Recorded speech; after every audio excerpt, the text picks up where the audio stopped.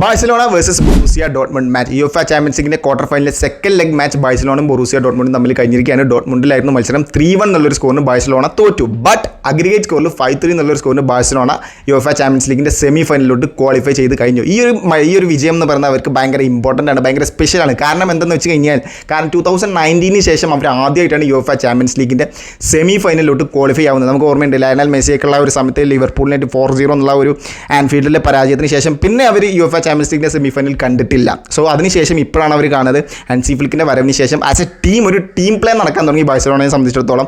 So അതുകൊണ്ട് തന്നെ അവരുടെ ആ ഒരു ടീം പ്ലേൻ്റെ ഒരു റിസൾട്ടായിട്ട് അവർക്ക് യുഎഫ ചാമ്പ്യൻസ് ലീഗിന്റെ സെമി ഫൈനലിലോട്ടും കടക്കാൻ സാധിച്ചു. ഇന്നത്തെ ഒരു പെർഫോമൻസിലോട്ട് ബാഴ്സലോണ ജസ്റ്റ് പോവുകയാണെന്നുണ്ടെങ്കിൽ ഇന്ന് ഭയങ്കര മോശം പെർഫോമൻസ് ആയിരുന്നു ആസ് എ ടീം ബാഴ്സലോണ പുറത്തെടുത്തിട്ടുള്ളത്. Comparing to the first leg വെച്ച് കമ്പയർ ചെയ്യുകയാണെന്നുണ്ടെങ്കിൽ ഇന്ന് ഭയങ്കര മോശം പെർഫോമൻസ് ആയിരുന്നു ബാഴ്സലോണ പുറത്തെടുത്തിട്ടുള്ളത്. കാരണം എന്താണെന്ന് വെച്ച് കഴിഞ്ഞാൽ ഫസ്റ്റ് ലെഗിൽ ആ ഒരു front three Lamine Yamal, Robert Lewandowski, Raphinha ഇവർ 3 പേരും നല്ല ഫോമിലായിരുന്നു. ഡിഫൻസും നല്ല ഫോമിലായിരുന്നു. മിഡും നല്ല ഫോമിലായിരുന്നു കളിച്ചുകൊണ്ടിരുന്നത്. ആകെ ഒരു ഞാൻ പറഞ്ഞിരുന്നു അന്ന് തന്നെ ലെഫ്റ്റ് വിങ്ങിൽ ആ ഒരു ബാൾഡേക്ക് മാത്രമാണ് 7 താഴെ റേറ്റിംഗ് ഉള്ളത്. ബാക്കി എല്ലാവർക്കും 7 മുകളിലായിരുന്നു അന്ന് റേറ്റിംഗ് ഉണ്ടായിരുന്നു.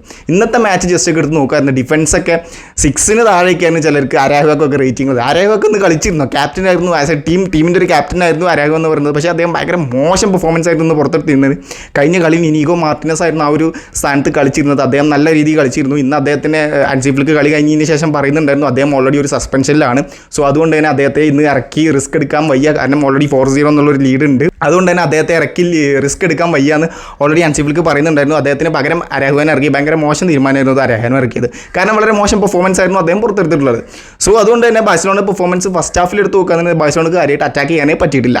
ബൊറൂസിയ ഡോട്ട്മുണ്ട് ആയിരുന്നു തുടക്കം തൊട്ടേ അറ്റാക്കിങ് തുടങ്ങിയിട്ടുള്ളത്.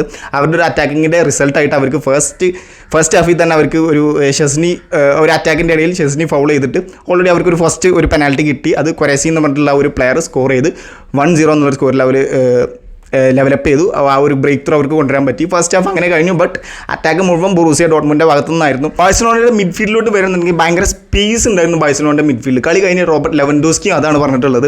ബാഴ്സലോണയുടെ ആ ഒരു ഡിഫൻസിലെ ആ ഒരു സ്പേസ് ബൊറൂസിയ ഡോട്ട്മുണ്ട് ഭയങ്കരമായിട്ട് യൂസ് ചെയ്തു. അതുകൊണ്ടാണ് കളിയിൽ ഭയങ്കരമായിട്ട് അറ്റാക്ക് കൂടിയത്. ബൊറൂസിയ ഡോട്ട്മുണ്ടായിരുന്നു കംപ്ലീറ്റ് അറ്റാക്ക് നടത്തിയിട്ടുള്ളത്. സോ അവരുടെ ആ ഒരു ലെഫ്റ്റ് വിങ്ങും റൈറ്റ് വിങ്ങും, കാരണം ബാൾഡേക്ക് ഓൾറെഡി പരിക്കായി കഴിഞ്ഞ കളിയിൽ അദ്ദേഹം 2 to 3 വീക്സ് പുറത്തായി. സോ അതുകൊണ്ട് തന്നെ ഒരു മാർട്ടിൻ എന്ന് പറഞ്ഞ പ്ലെയറിനെയാണ് അവർ ഇറക്കിയിട്ടുള്ളത്. ആ ഒരു അഡ്വാൻറ്റേജ് റൈറ്റ് വിങ്ങിലൂടെ ബൊറൂസിയ ഡോട്ട്മുണ്ട് നല്ലപോലെ എടുക്കാൻ തുടങ്ങിയിട്ടുണ്ട്. കാരണം പിന്നെ കംപ്ലീറ്റ് ബൊറൂസിയ ഡോട്ട്മുണ്ട് ഇറങ്ങിയിട്ടുള്ളതിന് ഒരു അറ്റാക്കിംഗ് മോഡില്ല. 3 ലൈൻ ഡിഫൻസോട് കൂടിയാണ് തുടങ്ങിയിട്ടുള്ളത്. മിഡും അറ്റാക്ക് വരുന്നു മെയിൻ ആയിട്ടുണ്ടായിരുന്നു. ഒരു അറ്റാക്കിംഗ് മോഡിലാണ് ബൊറൂസിയ ഡോട്ട്മുണ്ട് ഫസ്റ്റ് 11 ഇറക്കിയിട്ടുള്ളത്. സോ അതുകൊണ്ട് തന്നെ അവർ കംപ്ലീറ്റ് അറ്റാക്കിംഗ് ആയിരുന്നു. ഫസ്റ്റ് ഹാഫിൽ ആ ഒരു 1-0 എന്നുള്ള ഒരു സ്കോറിൽ അവർ അങ്ങനെ നിർത്തി. പിന്നെ സെക്കൻഡ് ഹാഫിൽ തുടക്കത്തിൽ തന്നെ കോർണറിൽ നിന്ന് കിട്ടി ഒരു പ്ലെയറിൻ്റെ ഒരു സെൻറ്റർ ബാക്കിൻ്റെ സെൻറ്റർ ബാക്ക് ഹെഡ് ചെയ്ത് കൊറേസിക്ക് കൊടുത്ത് കൊറേസി നേരെ ഹെഡ് ചെയ്ത് അത് ഗോൾ വലയത്തിൻ്റെ ഉള്ളിലോട്ട് ഇട്ട് അതൊരു സ്കോറാക്കി മാറ്റി 2-0 എന്നുള്ള ലെവലപ്പ് ചെയ്തു ബൊറൂസിയ ഡോട്ട്മുണ്ട്. അപ്പോൾ എല്ലാവരും ബാഴ്സലോണ ഫാൻസ് എല്ലാവരും ഒന്ന് പേടിച്ചിട്ടുണ്ടാവും. കാരണം എന്ന് വെച്ച് കഴിഞ്ഞാൽ നമുക്ക് ഓൾറെഡി ഹിസ്റ്ററി ഉണ്ട് ബാഴ്സലോണക്ക്. 3-0 4-0 സെമി ഫൈനലിലൊക്കെ തോറ്റിട്ട് ഭയങ്കരമായിട്ട് ഹിസ്റ്ററി ഉണ്ട്. അതുകൊണ്ട് തന്നെ ബാഴ്സലോണ ഫാൻസ് എല്ലാവരും പേടിച്ചിട്ടുണ്ടാവും. സോ അത് കഴിഞ്ഞ് കുറച്ച് നേരം കഴിഞ്ഞേക്ക് തന്നെ ഫെർമിൻ ലോപ്പസിൻ്റെ ഒരു ഷോട്ട് ആ ഒരു നേരത്തെ കൊറേസിക്ക് അസിസ്റ്റ് കൊടുത്ത ആ ഒരു ഡിഫൻസിൻ്റെ കാലിൽ തട്ടി തന്നെ നേരെ ഓൺ ഗോളായിട്ട് മാറി. സോ ആ ഒരു സമയത്ത് ബാഴ്സലോണക്ക് ഒരു കോൺഫിഡൻസ് കിട്ടി. പിന്നെ നേരെ കളി മാറി. പിന്നെ ഒരു കംപ്ലീറ്റ് ഒരു ബാലൻസ്ഡ് അറ്റാക്കായി. 2 ടീമും അറ്റാക്ക് ചെയ്യുന്ന രീതിയിൽ കളി മാറി. പിന്നെ ബാഴ്സലോണ പയ്യെ അറ്റാക്ക് ചെയ്യാൻ തുടങ്ങി. ഇവരും പയ്യെ അറ്റാക്ക് ചെയ്യാൻ തുടങ്ങി. ലമീൻ യമാലിനൊക്കെ പിന്നെ പിൻവലിച്ച് ഫെറാൻ ടോറസിനെ കൊണ്ടുവന്നു. സോ അതും കളിയിലൊരു ഭയങ്കര ഡിഫറൻസ് ഉണ്ടാക്കി മാറ്റി. പിന്നെ അത് കഴിഞ്ഞ് തേർഡ് ഗോള് ബൊറൂസിയ ഡോട്ട്മുണ്ട് എങ്ങനെ കൊണ്ടുവന്ന് വെച്ച് കഴിഞ്ഞാൽ അവരുടെ ഒരു അറ്റാക്കിൻ്റെ പരമായിട്ട് കൊറേസി തന്നെ വീണ്ടും സ്കോർ ചെയ്തു. കൊറേസി അങ്ങനെ ഹാട്രിക് കംപ്ലീറ്റ് ചെയ്തു അദ്ദേഹത്തിൻ്റെ. പിന്നെ UCL ടോപ്പ് സ്കോററും കൊറേസി ആയിട്ട് മാറി. റാഫീനയിലെ മറികടന്ന് കൊറേസിയായി UCL ടോപ്പ് സ്കോററും. സോ അങ്ങനെ 3-1 എന്നുള്ളൊരു സ്കോറിൽ മത്സരം കംപ്ലീറ്റ് ചെയ്തു. അത് കഴിഞ്ഞിട്ടും ബൊറൂസിയ ഡോട്ട്മുണ്ടിൻ്റെ ഭാഗത്തുനിന്നും കുറേ അറ്റാക്കുകൾ ഉണ്ടായിരുന്നു. ബട്ട് അതൊന്നും അവർക്ക് കംപ്ലീറ്റ് ചെയ്യാൻ പറ്റിയില്ല. അവരുടെ ഫാൻസിനെ നമ്മൾ പറയണം കേട്ടോ. അവരുടെ ഫാൻസ് എന്ത് സപ്പോർട്ടായിരുന്നു. ഭയങ്കര സപ്പോർട്ടോട് കൂടിയാണ് അവർക്ക് കളിച്ചത്. മിനിറ്റ് ബൈ മിനിറ്റ് അവർക്ക് എന്താ പറയുക കോൺഫിഡൻസ് കൂടിക്കൊണ്ടേയിരിക്കുകയാണ്. ബിക്കോസ് ഓഫ് ദെയർ ഫാൻസ് കാരണം അവർക്ക് കോൺഫിഡൻസ് കൂടിക്കൊണ്ടേയിരിക്കുകയായിരുന്നു.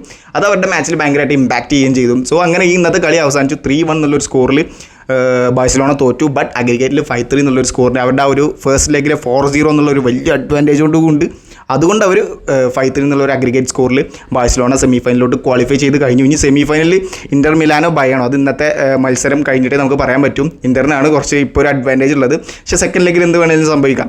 2-1 എന്നുള്ളൊരു ചെറിയ അഡ്വാൻറ്റേജ് ഇൻ്റർ മിലാനിനുള്ളൂ. അവരുടെ ആ ഒരു ഒപ്പോണൻ്റ് അതിലാരാണോ വിജയിക്കുക അതായിരിക്കും ബാഴ്സലോണയുടെ ഒപ്പോണൻ്റ് എന്ന് പറയുന്നത്.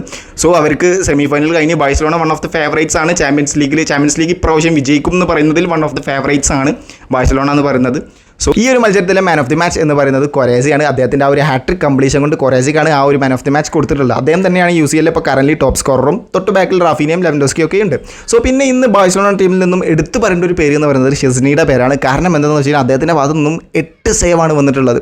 ഏറ്റവും കൂടുതൽ സോഫാ സ്കോർ റേറ്റിംഗ് കൊടുത്തിട്ടുള്ളതും ബാഴ്സലോണ ടീമിൽ നിന്നും ഷെസ്നിക്കാണ്. കാരണം അദ്ദേഹത്തിൻ്റെ ഭാഗത്തു നിന്നും കുറേ സേവുകൾ ഉണ്ടായിട്ടുണ്ട്. കുറേ ഇമ്പാക്ട്ഫുൾ ആയിട്ടുള്ള അറ്റാക്ക് അദ്ദേഹം സേവ് ചെയ്ത് കളഞ്ഞിട്ടുണ്ട്. സോ അതുകൊണ്ട് തന്നെ ഷെസ്നിയാണ് ഇന്നത്തെ ഏറ്റവും കൂടുതൽ റേറ്റിംഗ് ബാഴ്സലോണ ടീമിൽ നിന്നും. പിന്നെ ബാഴ്സലോണയാണ് ഈ ഒരു സീസണിലെ വൺ ഓഫ് ദി ഫേവറേറ്റ് എന്ന് പറയുന്നത് ചാമ്പ്യൻസ് അടിക്കുന്നതിൽ. സോ അതുകൊണ്ട് തന്നെ ബാഴ്സലോണയ്ക്ക് ഭയങ്കര ചാൻസ് കൂടുതലുണ്ട്. നമുക്ക് നോക്കാം ഇനി അടുത്ത ഒപ്പണൻ്റ് ആരായിരിക്കും വരിക, അവരെ മറികടന്ന് ചാമ്പ്യൻസ് ആവും, അവർ കടന്ന് ഫൈനലിലോട്ട് ചെന്ന് അവിടുന്ന് ചാമ്പ്യൻസ് ആവുമല്ലോ എന്നൊക്കെ നമുക്ക് നോക്കാം. So thank you so much.